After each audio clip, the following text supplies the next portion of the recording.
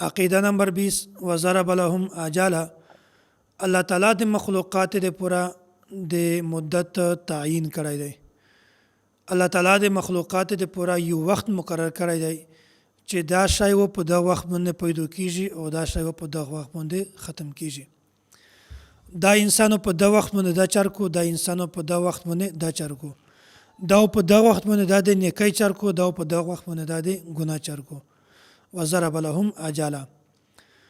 الله تعالی قرآن کریم کې فرمایي لكل امة اجل اذا جاء اجلهم فلا يستأخرون ساعة ولا يستقدمون. د الله تعالی یو وخت مقرر کړی دی چې کله هغه وخت روشي بیا یو شی هم په هغه وخت نه مخته کېدلی شي او نه ورسته کېدلی شي.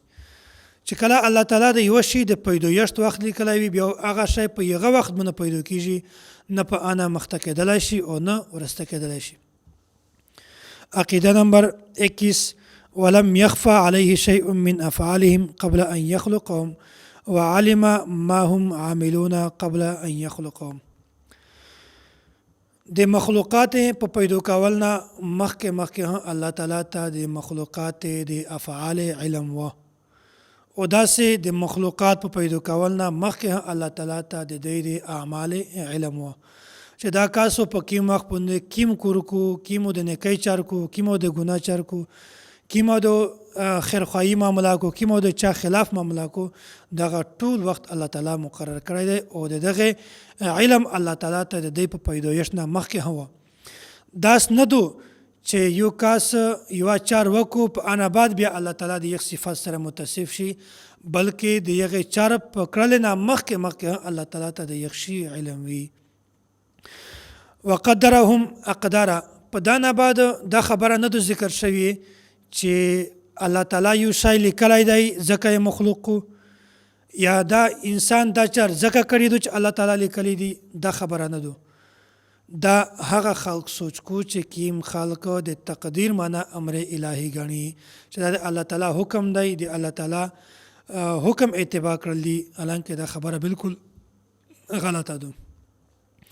حالانکه تقدیر د علم الهی او د امر الهی دغه دوی سره د مجموعین هم دی. دغه مطلب دا چې الله تعالی په علم کې و چې زو یو کس ته اختیار ورکوه بیا و دا په خپل اختیار سره دا چارکو، ځکه الله تعالی ولیکي چې دا سړی و دا چارکو، دا سړی و دا چارکو.